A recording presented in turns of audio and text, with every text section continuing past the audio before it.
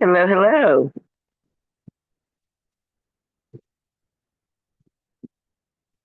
Hello, sorry, I'm eating. No, it's okay. You're absolutely fine. Can you hear me okay? I can hear you. Can you hear me? I can hear you perfectly. Happy Monday. Happy Monday.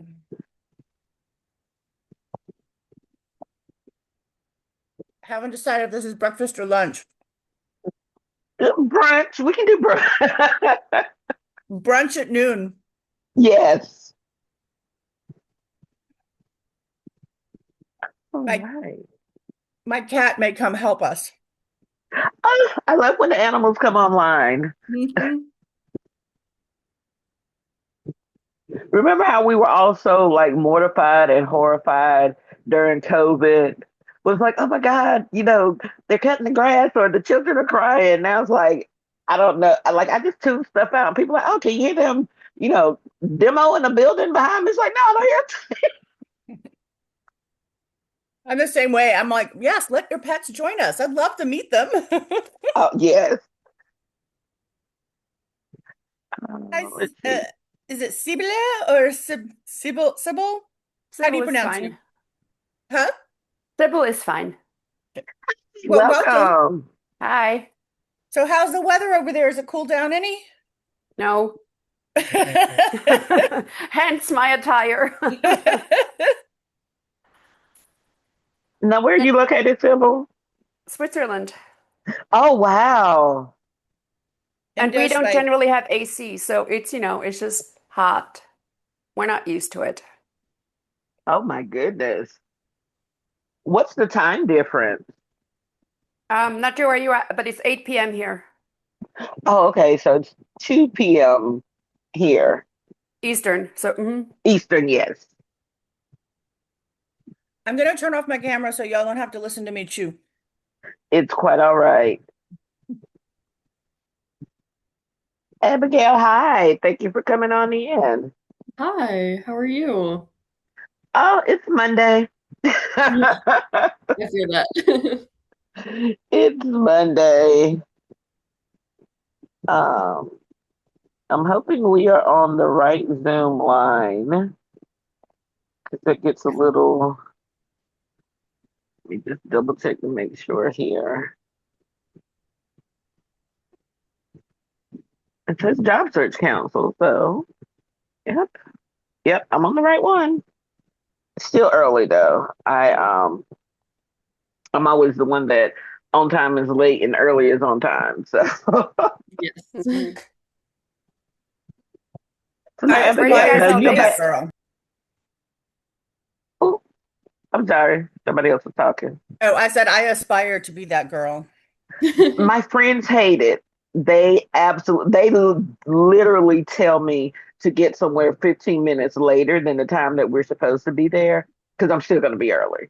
So they just stop telling me the right time to get somewhere. I'm the exact opposite. People tell me 15 minutes earlier than I'm supposed to be there. It's always been like my son is even that way, like getting to work and stuff. Like he's like, you just drilled it in me. I'm like, this is the way I was taught. Like, I don't like, I don't like getting anywhere late because I don't never know what the parking situation is gonna be, traffic and all that stuff. So I'd rather get there and sit than to be rushing and go somewhere late. Are you someone that is at the airport like 3, 4 hours before the flight departure as well? Yes, ma'am. Oh, Yes, okay. ma'am. Well, I did that before becoming disabled, but now since I have wheelchair service, and I never know Oh, if those people are going to be on time, so I of just course. rather again get there, sit there because sometimes they're waiting for me. As soon as I check in, I've had to wait upwards of like 30 minutes to get a wheelchair attendant. So Mm, I'm like, we're really cutting into me, and I mean, granted, my home airport is not like huge. I mean, it's an international airport, but it's not like Chicago big. But still, I just don't like to play with. I just don't like to play with that time because, knock Mm. on wood, I have never missed a flight, and the only place I've ever missed a flight is a place that I hate, which is Charlotte Douglas Airport here in North Carolina. I refuse to go through CLT. I just refuse. Fair enough. Now, Abigail, where are you located? I'm located in Iowa, but I'm hoping to make a move to New York here pretty soon. Oh, wow. Yeah. Big change, but I'm due for one, so. Yeah, I'm thinking I'm coming up on, I'll be 50 this year, and I have Mhm. never lived outside of my home state. Like, Oh, really? never. Like, no, Very and I nice. think part of it is because have traveled so much for work. But Hmm. now I'm really thinking about getting like a glamper and just like driving Hmm. all over the country. Oh, that'd be so fun. I'm looking forward to it. Don't know if it'll Yeah. happen right at 50, but that's the plan. Yeah. We're That's just nice. back. We took the kids to California to sort of like see where my husband's from, and we drove up the coast. And when we passed Pismo Beach, that seems to be the central of where all the RVs are from, or something like it. Like, I don't know, there was just an incredible amount. But Yeah. not the RVs that we have here, which is like this one room attached behind the car. These are like these full-blown freaking buses with, triple decker, and then the sides come out, and it's like, holy wow, okay. A vacation like this, yeah, that could be, not sure I can drive it, but that looks nice if we talk about glamping. They actually have classes. I looked it up. They have classes that will teach you how to drive the RVs because I don't think I could drive something that large. But then thinking about like hooking it up to a truck, I'm like, might as well just drive it. So they actually have classes that will teach you how to Oh, okay. drive it. Hmm. Let's see. All right, we got some more people coming in. Hey, people. Let me check to see where Miss Liz is.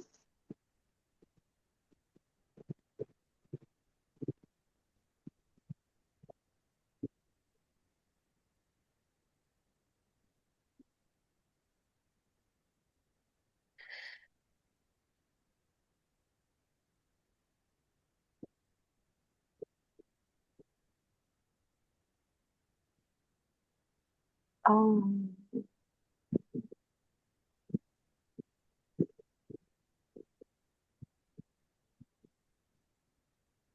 hey, Jordan and Janice, all the other people coming in.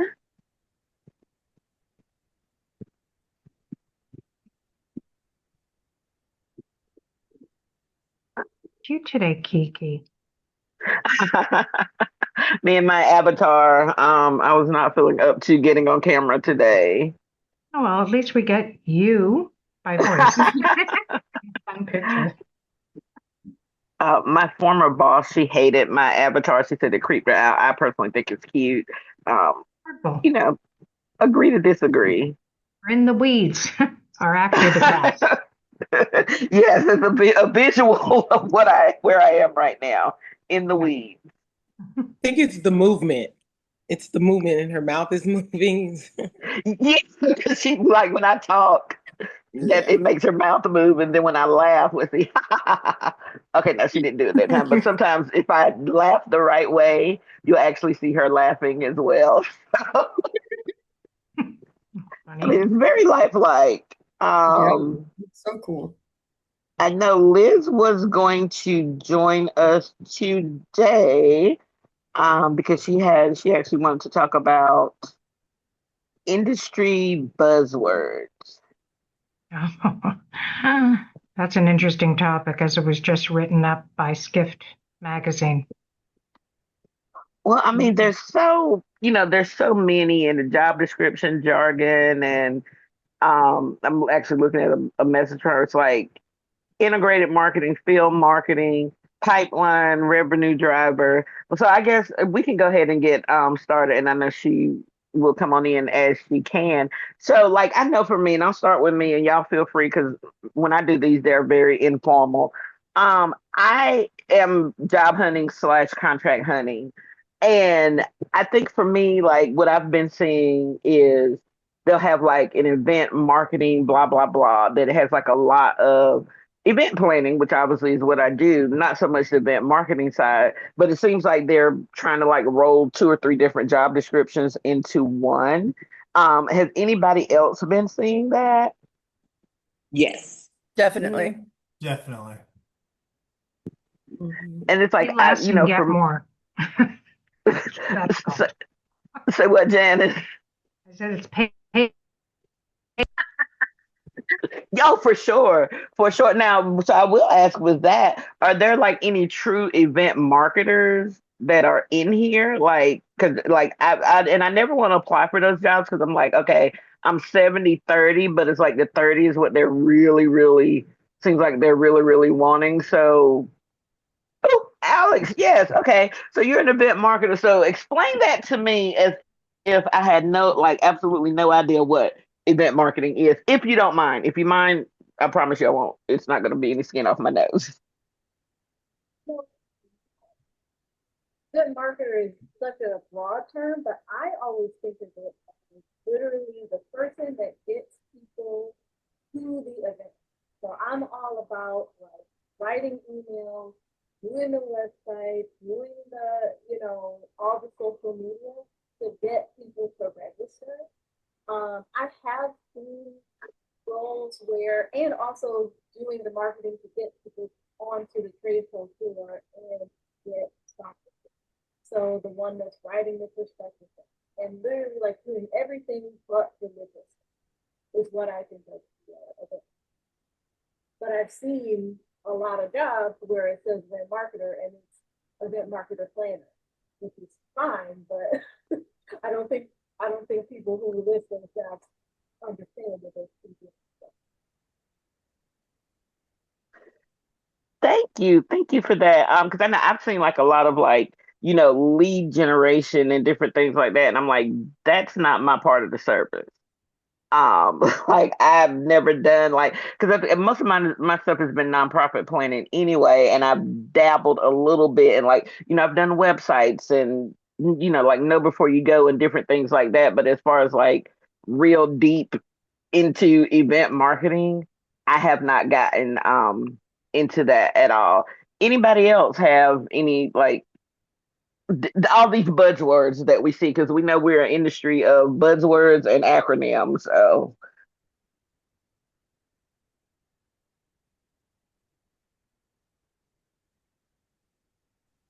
I'm gonna plead ignorance here, but I have no idea what the hell GTM is. I think I understand it, but I don't.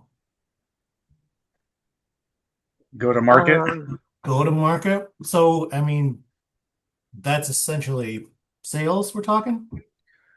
Marketing, sales, it could be funding, it could be a lot of things. It's just prepping to see where you're at to go to market. So it's pretty broad depending on the context, would be my guess. Gotcha.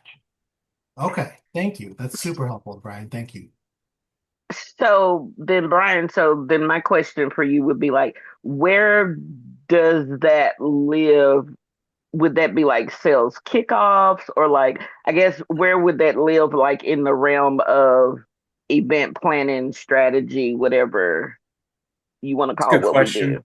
Yeah, I mean, some event planning people I work with, that could mean putting focus groups together and putting events together to get feedback before you go to market to sample.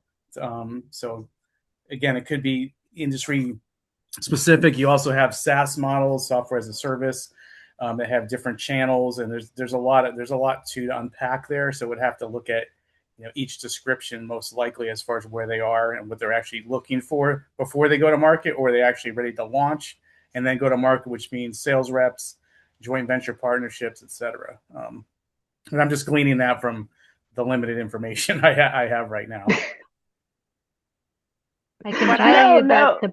the buzzwords in the industry are established usually by the EIC, which is the Events Industry Council, which when Skift wrote about it a week ago, that's where all the buzzwords came from. So if you're going for your CMP, CMM, or CITP, you're learning those words. That's part of the exam in the end. There's lots of other buzzwords that they didn't talk about, but they talked about all the traditional ones. So if you go to Skift, for example, and look up Barbara Scofidio, who is the one that wrote it last week, you'll find all the different descriptions and what they mean.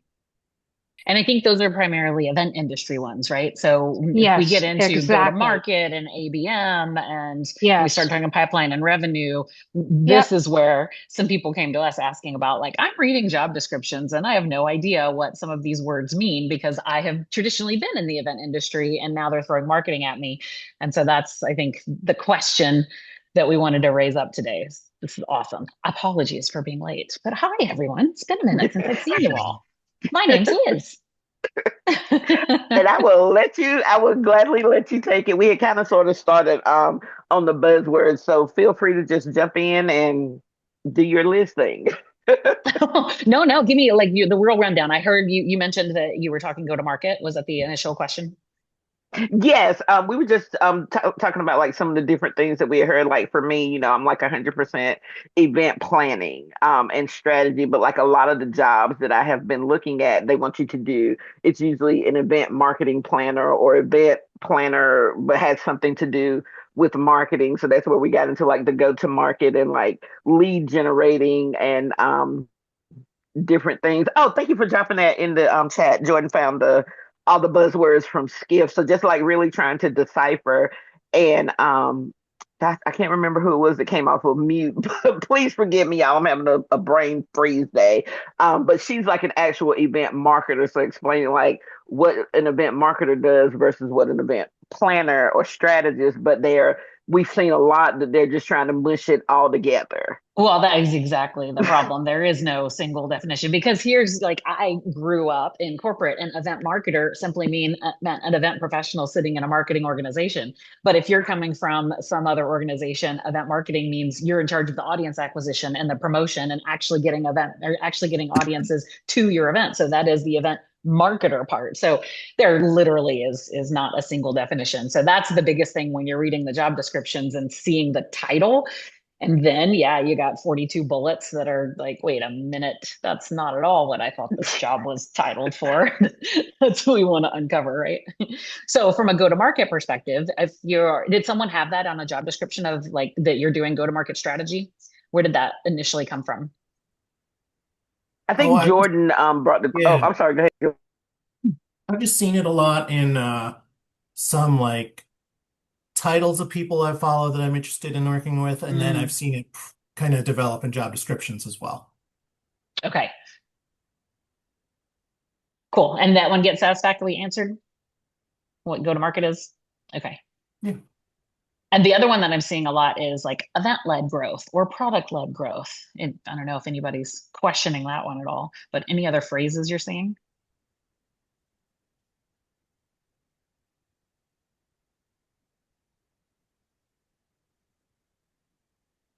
I'm seeing the ABM, the account-based marketing. A lot of these AI companies and tech companies are getting really focused on, I think, their portfolios that are going to bring us the most money. And so with that being said, they almost want to throw them extra love that's very tailored and specific. So I'm starting to see that as part of a job scope for events, as well as quote unquote field marketing, which is like very targeted, intimate gatherings, again, where we're focused on a level or an industry or a new product, and going after existing clients, but trying to grow their portfolio. Which has all been jammed into one place now. So, right, because field marketing used to be completely separate from event marketing in the corporate world. Field marketing was tied directly to a region or a sales team. You're the Southwest region or you're America's region or whatever. And you are completely tied to pipeline and revenue and driving salespeople to close quotas. And your events are absolutely tied to the pipeline and revenue. as opposed to more of the corporate event marketing team who's really focused on executing the event. And it could come Right. from a strategy standpoint, but very much about making sure the event happens. But yeah, I think all of those field marketing things are starting to pop up. Like I would just pulled up a job that someone sent me the other day. The job is titled Event Marketing Manager. And one of the lines under responsibilities is partner with the director of events to plan and execute trade shows, conferences, hosted events, executive dinners, and field marketing programs. So my question is, are you making me a field marketer and I now have a pipeline and revenue target? Or am I just the execution arm of somebody else's field See, marketing Liz, program that's and I'm a booking really venues? good question. And I actually get frustrated by this as I'm talking to people because I feel like the onus has shifted to an event manager to bring in pipeline. But my question is, where did your salespeople go? Right. I can curate the experience, tailor it, whatever, but you got to do your job. You got to And sell. every last one of you has put on your resume that you've raised the gross national product of Paraguay as part of the program that you just finished in the conference, when none of us actually did any follow-up sales calls, not one of us. So it is like crazy that we're having to pretend like we're the ones doing it. I mean, I could do lead gen all day long and I could like funnel it into our CRM, but then it just sits there. So, Right. Spot on. Well, let's go back to account-based marketing because there are specific individual roles for account-based marketers. And again, much like field marketers, the ABM folks are usually tied to an account team. So if I'm at a big Fortune 500 company, I may be doing account-based marketing for a financial vertical. So I've got Bank of America, Chase, Wells Fargo. These are all the clients that I'm working on for my events. And I'm doing field programs like executive dinners for Bank of America. I want to bring 10 Bank of America customers into this hospitality suite at Nissan Stadium to watch an event. So this is account-based marketing, and my plays are now going to be omni-channel plays. So I'm now doing online digital programs targeting Bank of America's personas that I'm trying to reach, right? So now take that into an event role. I'm doing these hospitality suites and these events. So again, if the role says you're in account-based marketing, are you the ABM manager across omni-channel channels, or are you the event manager putting together small, intimate events for accounts? So things to clarify, I think, when you're looking at those. I see stuff in the chat, trying to keep up. Here we go. Yes, Alexis. Field marketing, regional marketing, integrated marketing, and customer marketing. They all sound the same. Honestly, that's because AI is writing the job descriptions and they do all sound the same. You have to actually talk to a person to figure out what they want. Customer marketing is also now lumped into ABM sometimes. So customer marketing is supposed to be focused on accounts you already have, which is development and retention of existing accounts, separate from acquisition marketing, where you're looking for what they call new logos or white space accounts that you don't currently have in there. So it's like the account-based marketing piece of customers that already exist. But if it's development, then they could be customers that exist, but you could still expand within. So if I'm trying to sell to Dell, I may be selling to the Southwest region, but I actually want to get the rest of the United States as my client. So that's a development account. All these words. I have seen something a bit concerning in my personal field as well, like within the pharmaceutical meetings, that I've seen a lot of like big pharma companies like look for Congress directors, and what they're actually looking for is people that drive the content. Now, this is completely different because in the past, I would work with comms or medical affairs or something like that. I never own the content. While I understand parts of it, I'm not a scientist. I can't drive the oncology program myself. But together as a team, we would work out, okay, where do we want to go? How do we want to show up? What do we want to do? How do we want to target the doctors that we invite? And now what I've seen is sort of like this requirement that they want this, I don't know what to call it, like unicorn, I guess is in English. In German, there is this name for it, like this one thing that is supposed to do everything. What's the word? Because I'm going to start speaking German from now on. Tell me this word. Eierlegende Wollmilchsau means Oh, a yeah, that's pig going to that take a can minute. lay eggs and gives milk and has wool, right? Sort of like.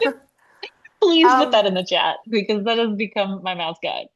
Sure, but like it's interesting, right? So then you apply, and then people are telling you, thank you, but please go away because you don't have the scientific background. But if you have someone who studies medicine or pharmacy, they're not one of us. They look at Right. this very, very differently. Right. Because there's the content wrangler and the strategist of it. And then there's the person who's actually like overseeing the stuff people are submitting and making sure that it's on topic. And so, yeah, mixing up the job titles and what they're actually doing is the problem. Like, the Ritzy, the Hyatt job posting for event marketing, which was just a sales job. Tell me more about that one? So, when I'm looking for jobs, I'm just putting in event marketing, field rep, anything that could even loosely associate with events. And I came across a great post from Hyatt. I'm like, okay, great job. And then I keep reading about it. And then I realized this is the exact job of a guy who targeted me during one of these booths in a mall, coming up to me for that timeshare. I'm like, this sounds eerily like that. And it has nothing to do with events or marketing. It's straight up a sales job for a timeshare. And the only way I would have known that is because I was a targeted lead for them in the first place. Oh So, my gosh. but they don't outright clearly say it. And it's very confusing there. This morning, I applied for a job that said sales operations. I would have just looked over it. But then I went further into it because it was with a company I really want to work with. And on reading it, I realized sales is just a part of the job. They're looking for someone to create fan experiences and pre-game events. And I'm like, okay, so this is something I can apply for, but it says sales operations assistant. Sales ops, yeah. So it is very confusing as to what exactly do you want? Like it's 50-50. It's not even 70% sales and 30% experiences. It's actually 50-50. So I think I have to open up every single job posting and read it to understand, am I the person you're looking for? Right. Well, and taking that back to Alexis's comment on customer marketing, when you read the job description, you run into the exact same thing you just said. So customer marketing to me would mean I'm creating marketing programs to customers that exist, but to these people, it might mean putting on field events and like doing hospitality programs for customers. So yeah, that's where the I think keyword job search comes in more than the job title job search, and see if you can uncover these things. Especially like my title when I was at IBM, I led the event marketing department for 2 business units, and my job title was program director for. I never would have found that job online. It's not something I was searching for ever. So it's crazy. I'm convinced to look for keywords instead of just the titles now on. Thanks. Yeah, I think that's a really good point, Liz, because like when I left my last job, my title was events associate.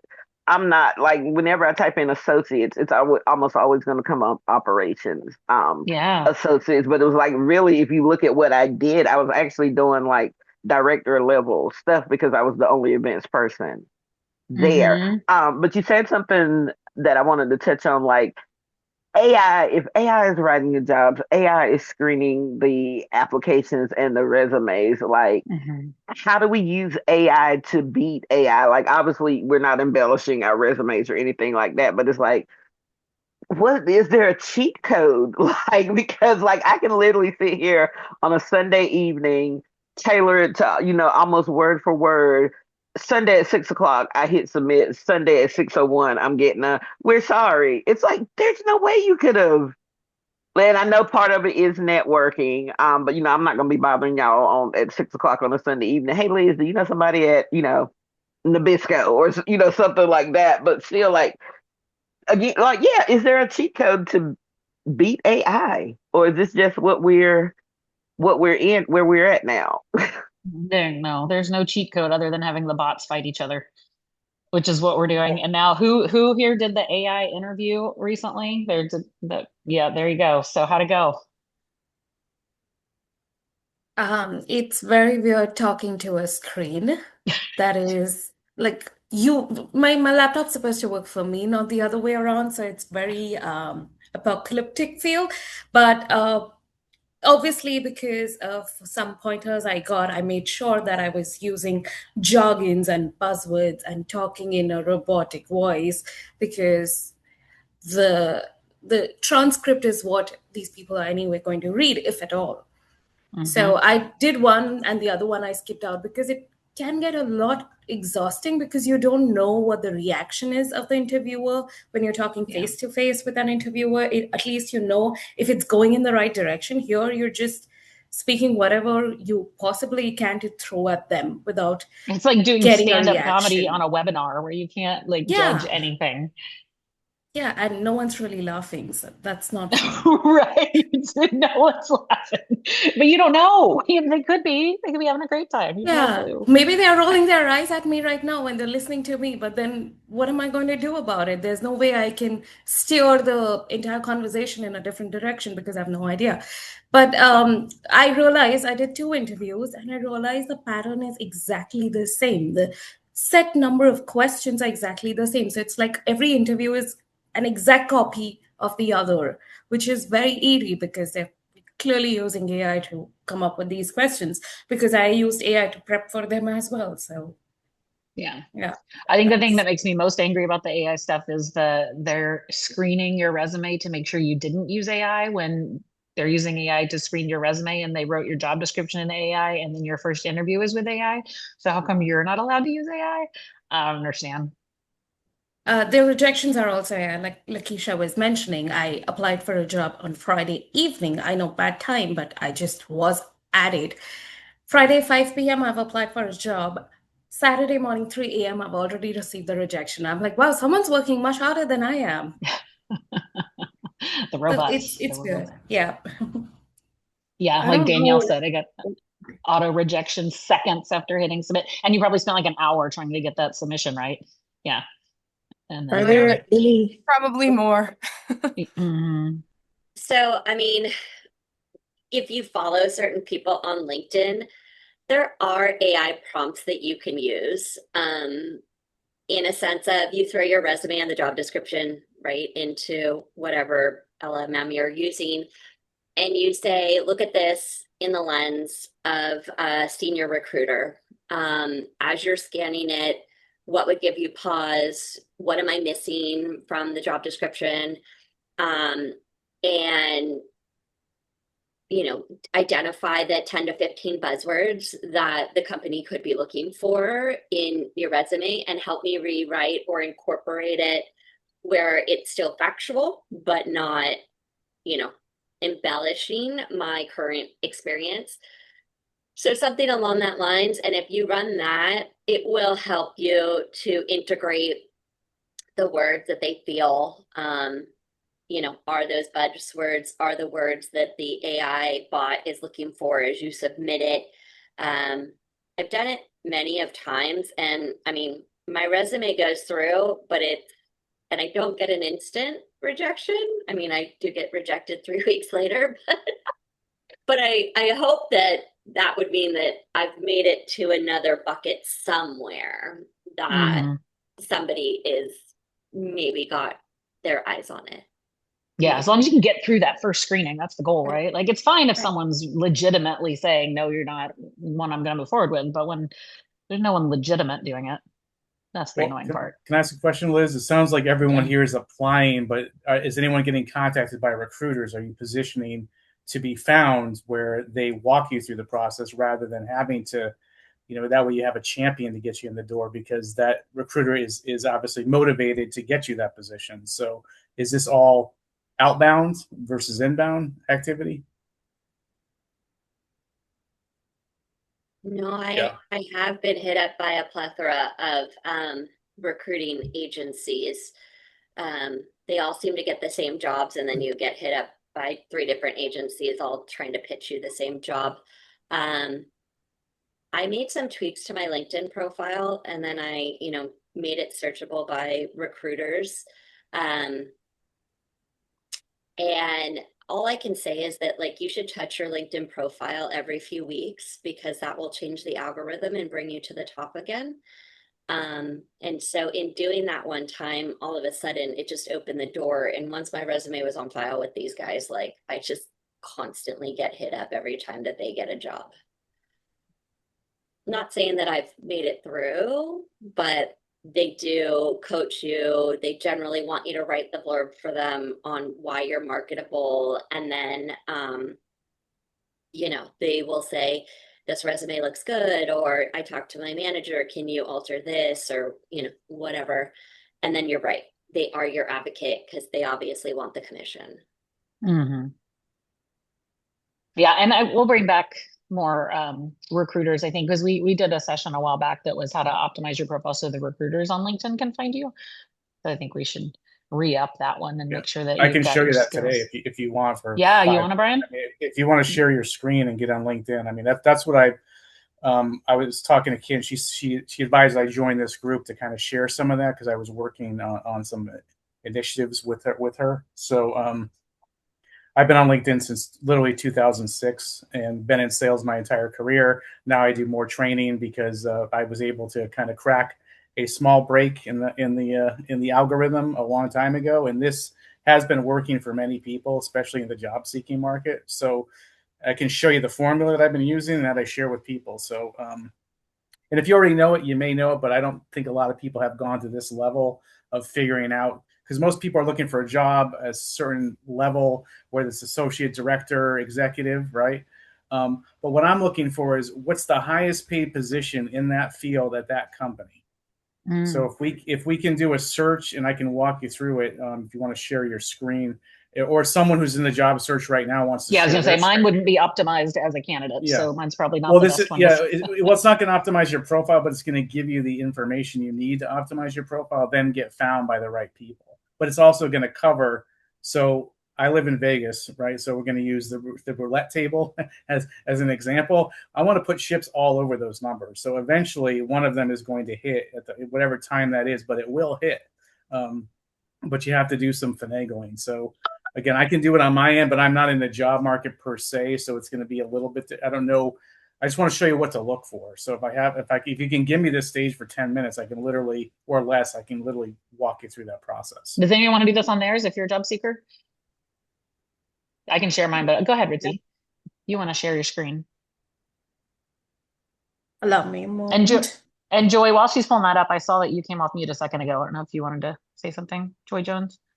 Yeah, I have a question, but I'm very interested in what he has to say with this LinkedIn. I can come back to my question. Okay, we'll hold you there. So first thing you want to do is go to jobs in the briefcase. And then you're going to search the most preferred job title that you're looking for in the top. Okay, so let's get into jobs. All right. And then what we want to do is we want to go to date posted. So we want to probably take the last week. Right. We shouldn't, we're going to get a few parameters, right? And then we want to look at the experience level. And then we want to go all the way to executive. Because the executive role is going to, basically what I'm asking the system is, show me what it takes to make 200,000 and above at XYZ company.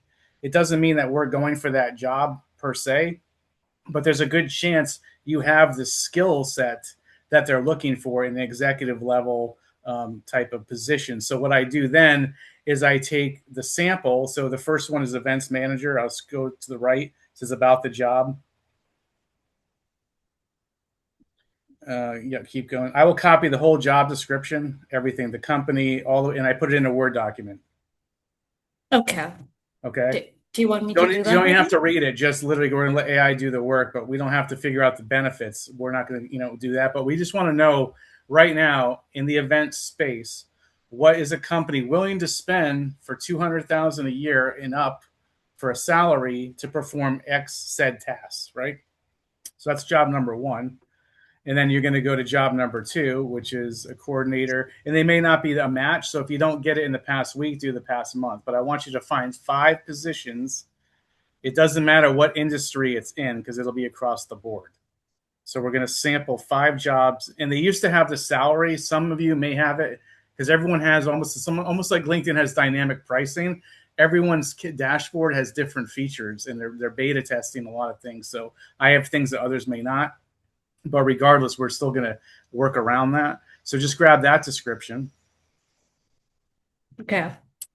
And while you're doing that, in my experience, the person with the most keywords wins.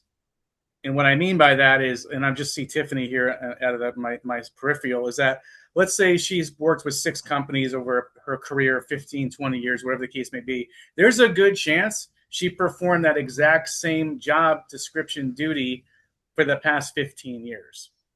So what that means is she has it in her profile now 6 times, which means she has 6 times more than her competition. So you're going to go backwards and start to figure out, hey, I did that 9 years ago in my career. I'm going to put it there. And I also did it here. So you're going to start moving things around your LinkedIn to start hitting those different ecosystems from those recruiters. But so let's just get 3 to 5 job descriptions in a Word doc. And we don't have to do all of it just for, this is for example's sake, but then you're going to go to your AI. I use Claude. Some people use ChatGPT. Whatever you're comfortable with, you want to go to your AI. I have a quick question before we do that. May I? She was looking for a coordinator role, but then when you say experience level, you go to executive. Is that not a contradiction? Well, in that case, you'd have to modify that. So, but there was the word coordinator in some of those job descriptions. So you're going to have to kind of, A/B test things depending on the title, but you might want to get rid of coordinator and go right to director, right? For the next search, and just go, all the way to the top position. So, so we want to prompt this, and then what I'd like you to do is go back to your LinkedIn profile and download it as a PDF. And if you don't know how to do that, you'll see resources. So you go to your profile. You'll have to open up a new tab or go to your profile. And you'll see, click on your picture or go view profile. You're going to see the ellipsis where the 3 dots are, where it says right. And it should say download as a PDF, save the PDF. That'll save your existing LinkedIn profile as it is with no media, but all the text is in there. It's a shortened version. And then you want to label it your name because it'll just say profile when you save it. But we're going to upload that into your AI as an attachment. Alongside this? Correct. Okay, so I've got some landscapers outside. So now the prompt is going to be, are you ready for the prompt?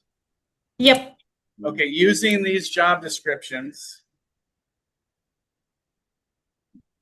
please sort across all industries the must-haves to earn a salary of $200K and above. Then we're going to match it, right? Then provide suggestions of where there is relevant experience that I can use in my LinkedIn profile to highlight. And I'm riffing right now. That's not, I might prompt it differently if I don't have noise and I'm not on, but I might, do a little bit differently, but I want to see, what do you need to have to be an event coordinator, market director, making that kind of salary. So let's see what they say. Is this prompt fine? I think that's fine. Yeah. Okay. But at least it gives you a baseline to start from.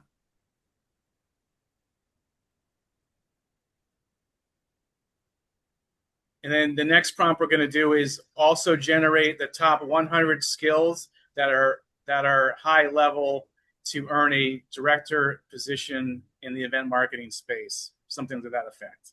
So at least you'll have the top 100 skills that you can go back into your LinkedIn profile and start to swap out things.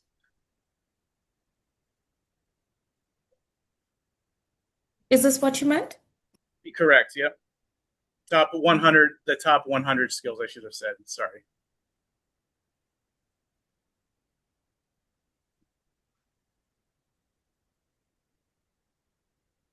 So did it give us above the actual job descriptions?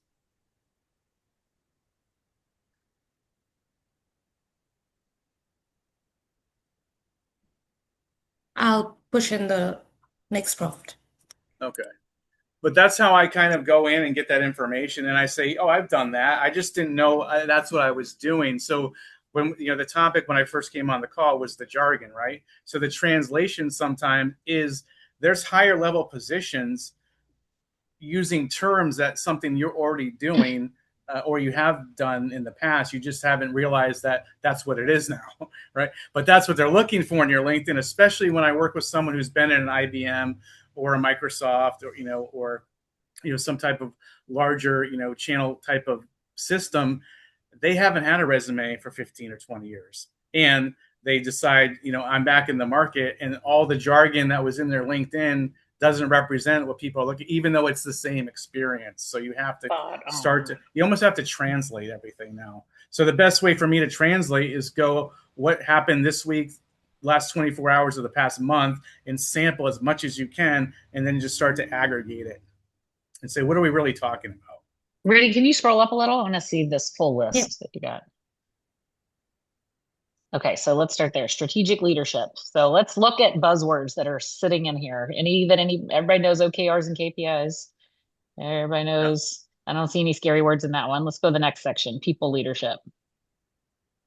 All the soft words. Okay, those all look fine. Oh, a high trust culture. Yeah, that's one where you start asking them questions. Let's go down to financial acumen. Okay, any questions? Everybody understands these, right? Everyone, P&L, you've all run P&Ls, you get all that stuff. Efficiency analysis, made up words.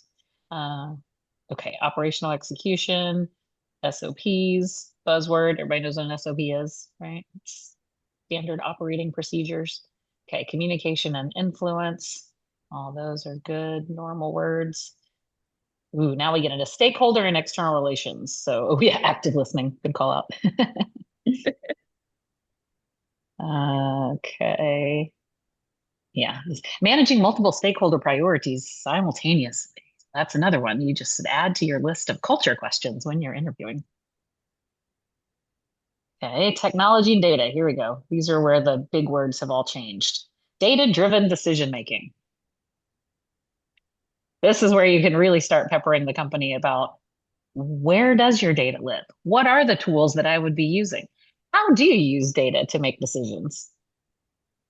Oh, Tavia, you don't know P&L. Okay, awesome. Well, it's your profit and loss statement. So understanding, building your budgets, and then how are we driving pipeline and revenue? So we can do a whole conversation around that. But the one thing that I want you to know is to make sure that you are framing yourself as an event professional as the P, not the L. If you're a cost center and you are costing the company money, then you're going to be in the trap of budget, cut. But if you are the profit and you can tie yourself to the pipeline and revenue, and these events are driving X amount of pipeline, you don't have to say, I am driving the pipeline, because to the conversation earlier, it's the salespeople that are driving it, but you're creating the events and the environment that drives pipeline. And if you cut my event, you're cutting the pipeline that would be coming in from it. So that's the difference, and the thing you need to know about P&L and how you need to be the P, not the L. Yeah, then what you want to do is you want to level up, because you have 100 skills, but you can index each skill to every position on your LinkedIn. So if you took contract negotiation and add that to your skill section, it'll drop down and say, where'd you use this skill? You literally can go through your profile, check. So you can have 3,000 skills versus your competition who probably only has 100 skills. So that bumps you up again. And then let's go back up here to this one, number 82, before you get too big into that. So Okay. I would love your perspective on digital transformation awareness. This is something that I see in a lot of job description is this. Anyone have thoughts on what that actually means in the real world?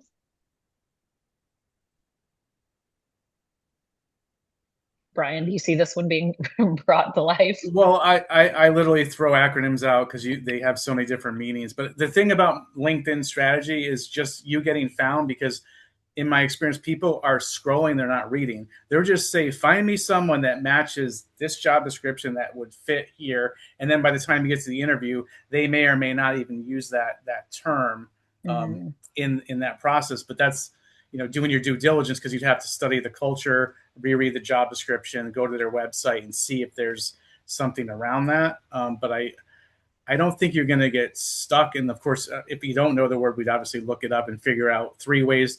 I would say, based on this company, Give me 3 signature stories that match my skills that I could tell using some form of digital transformation awareness. So I could come into the interview with 3 padded, in my pocket stories in case it comes up.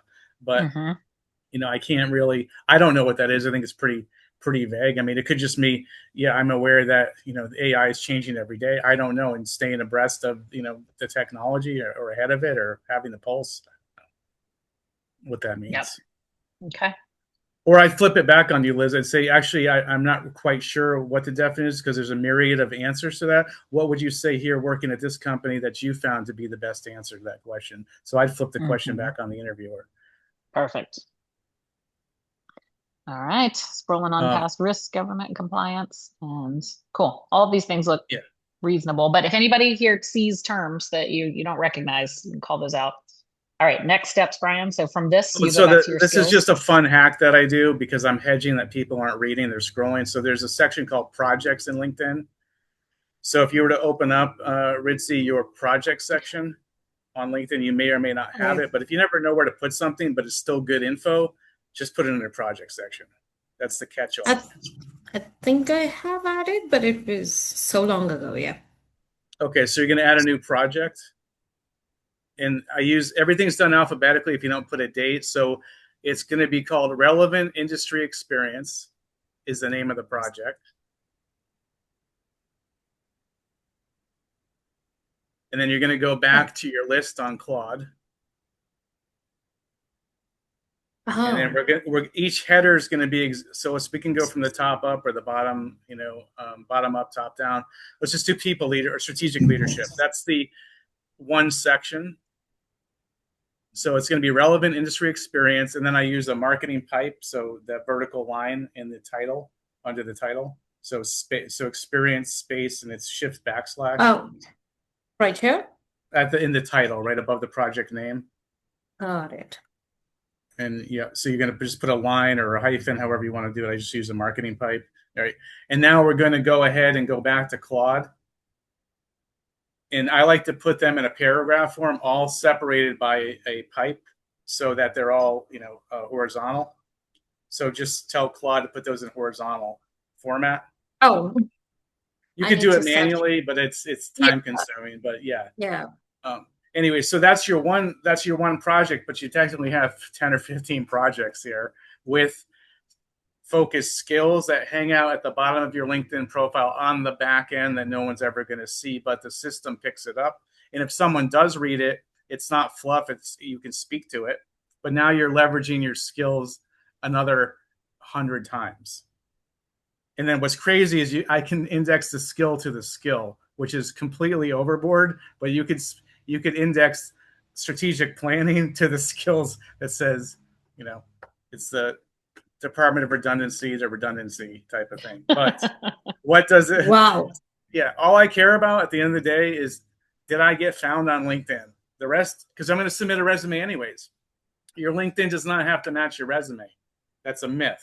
A resume, 1-2 pages max, but your LinkedIn can be 32 pages long, right? And it only shows the first 2 columns. You have to click see more anyways. And most people, literally, human attention span is 8.5 seconds. So they're scrolling, they're looking, they're trying to connect the dots. Yes, no, but we're making quick judgments. But if you get picked up and get reached out to versus the other way around, you have a better chance of, getting an interview. So that was my 2 cents or my 15-minute 2 cents worth that I wanted to. That was at least $5. Okay. So hit save, but you'll do that for all of those sections. And I can go on for days, but this is how I try to help people match those descriptions. And if you have a position where you could go 2 directions, then you'd want to do 5 job descriptions of that one and 5 of the other and start to position inside of your project section and speak to all of those. So that goes back Where to does it? What's going to be at the bottom. That's the beauty of it, because there's no date and no one's going to see it. And if they do see it, it's all you said was, this is relevant industry experience in strategic leadership. Hey, Brian, is there any way you could do like a formal write-up of these steps? Well, I tell you what, Abigail, we've got this recorded. We are going to put this in our AI friend. We will get all of the stuff and get it back out to you. Sorry, I stopped recording. That's okay, right? Yeah, and I'll put my link here too. Like if you my LinkedIn goes on for days, but it's not designed for anything but one thing. It's either accept my connection request or a buzzword gets me an inbound opportunity. That's pretty much it. And I'm only looking for the right people anyways to be found. So that's what you're doing, just putting out little flags and say, here I am. So, and then back to your jargon, you can say, I even put in industry books read. So if you think about it, if you've read How to Win Friends and Influence People by Dale Carnegie, I put it under, what do you think I put it under? Recommended reading, because it's an R, which pushes it down. But if you're searching Simon Sinek on LinkedIn and I have recommended reading, start with why, I just got pulled into their search result. So you can list the 100 authors or all the people that you've read, and you're just saying these are recommended books that I think are good for the industry. Hopefully you've read them, but regardless, you're now indexed in those searches for that author or speaker. And people, because it always says you may also know, right? You may also know to the right. Oh, who's this person? So you can find yourself in many different searches that you didn't expect to be in, or probably would never be found in, but you are. And someone's like, I searched Dale Carnegie. Why did Liz show? Where's the Dale Carnegie? By the time I get down, I might go, she's interesting. I think I'm going to reach out and connect with her. So you have to find it. So it forces people to go through your profile. That's cool. Yeah. I have all sorts of little, move, Brian. That's little amazing. Things in there. Yeah. Thank you. But so that's why when I taught the kid, she says it might, because I was showing her a few of those tricks. And I said, well, I'd be happy to share if anyone, wants to try out that methodology, because I've had pretty good success with job seekers doing that. Same with fractional people trying to get clients and whatnot. Do you deal with fractional people too? Absolutely. Okay. Okay. All right. But yeah, I don't want to dominate. I do apply. I don't want to absorb too much of your time, but I really want to make sure I communicated that process to you. So at least you can maybe try that as another option. So yeah, that was incredible. Yeah, we'll take this. This is recorded to our cloud, so we'll pull this down. We'll take this little snippet out here and make sure that we share that. And then, yeah, Abigail, we can get those steps listed out and send it back to everyone. Yeah, that's great. Okay, Crystal, I'm reading what you've got in the chat over here. Will you come off mute and share that with us?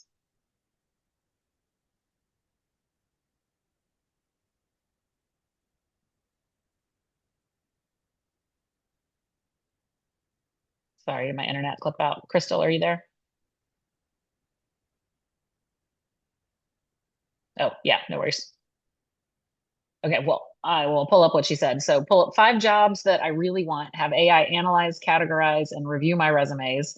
I have 3 targeted resumes aligned to the 3 types of roles that I want. Several projects where AI has all the information on my job and client search, and the results have been awesome. So I can't wait to hear about that.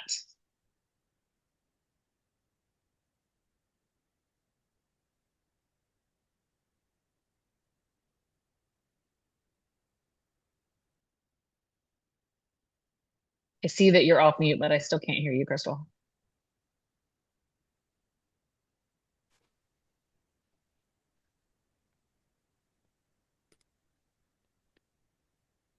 Nope. Okay.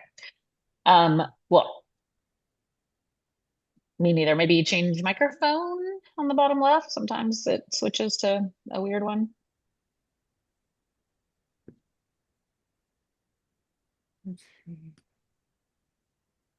Wrong. Okay.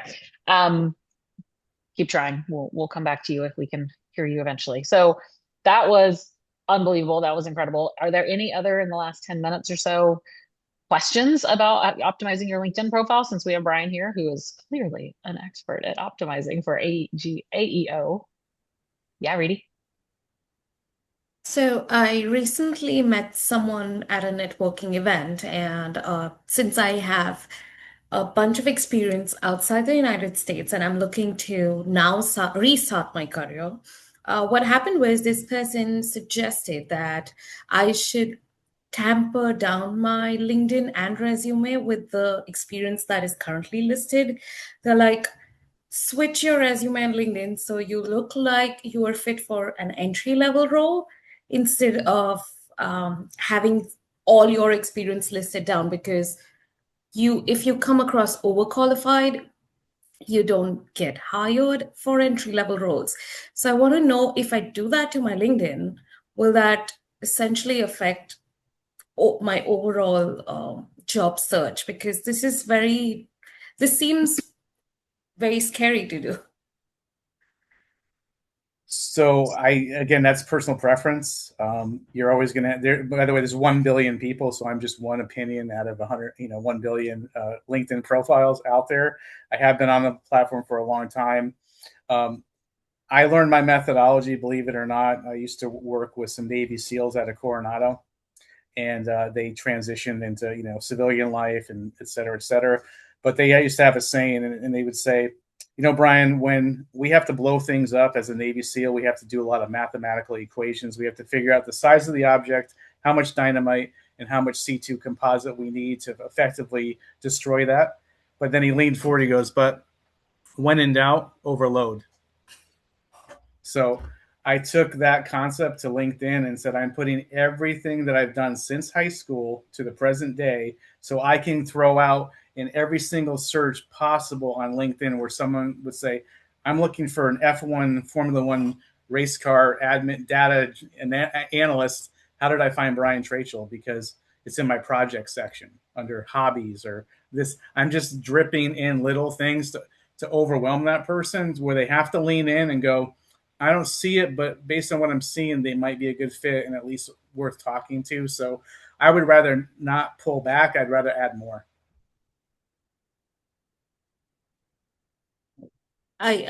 That's why I was a little concerned, because underselling does not sound like a good strategy. Not in my opinion. Yeah, I think. Thank you so much. Oh, you're welcome.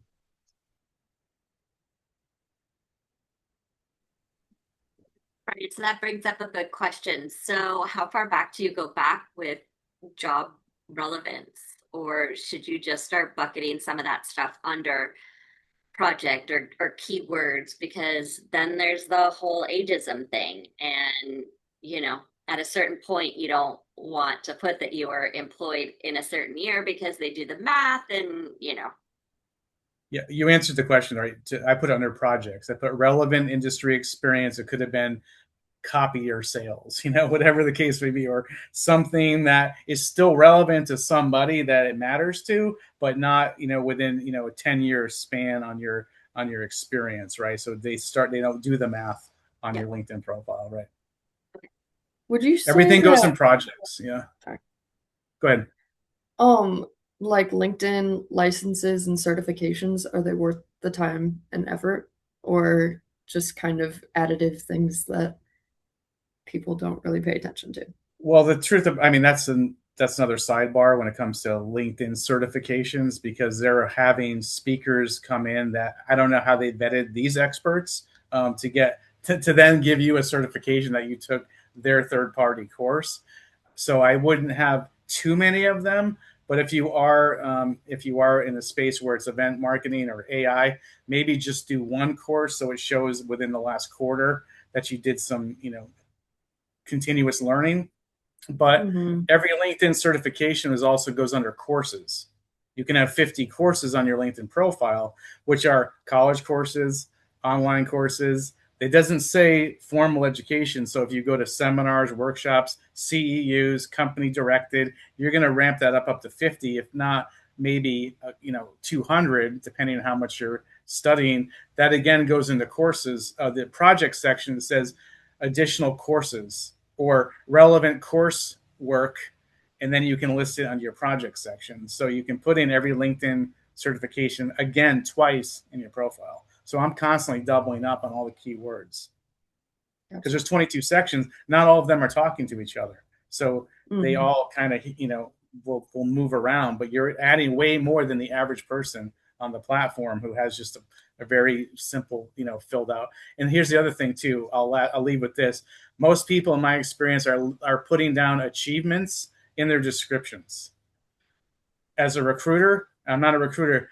They're not looking for those numbers. They're looking for a job description. Can you do that job? Not, I made President's Club 3 times. I exceeded quota by $10,000. Those are achievements. Those can go under honors and awards.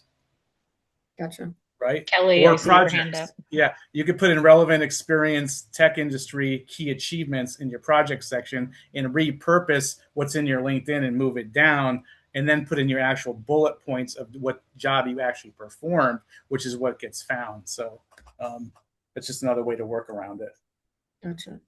Just my 2 cents as someone who personally loves education and would probably take every single certification class if she had the money and the time to do it. Employers don't care about your LinkedIn certifications. They don't. If you want a certification to help you get a job and stand out to employers, look at the accredited ones. Look at CEIC, look at CVENT, look at CIS, look at CMP, look at this whole thing is about buzzwords, right? Look at those buzzword ones. Those are what are going to grab recruiters' attentions, employers' attentions. If you put a LinkedIn certification on your resume, they're just not going to care about it. And I don't want you to waste your time doing it. I know they're super easy, and LinkedIn is probably pushing them at you because you're on LinkedIn all the time right now trying to get a job. Totally get it. I get those emails too, but I don't want you to waste your time and energy doing them because the employers aren't going to care about them. I'd rather you waste your time and energy doing the ones that are going to get you noticed. Gotcha. Unless you're just really bored and are doing it while you're watching Netflix. This was awesome, you guys. Thank you so much for joining. Brian, incredible support. Thank you so much. Would love to have you back anytime. So good. Happy to hear it. I'm going to put this in the chat too. That's a free, I put that together. I used to do audits on people's profiles, but I couldn't scale that. So I created this free thing. It'll give you a score and give you some suggestions. So it's as if I was looking at it one-on-one. So again, it's free. No one's going to sell you anything. It's a cool tool that will just kind of give you a grade on where you're at. You're awesome. So, yeah, All right. Well, happy Monday, anytime. everyone. Happy hunting to you all.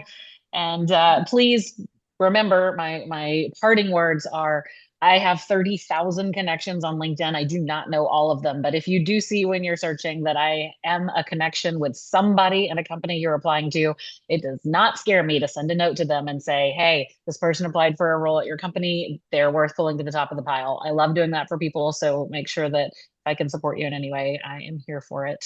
And I think the rest of the folks in Club HE feel similarly. So be sure to reach out to anyone you see who's connected, because that's how you're going to break through the noise. Thanks, everybody. Sure. Keep helping each other, and appreciate you all being here. Happy hunting. Oh my God. This is amazing. Bye, y'all. Take care. Bye. Thank you.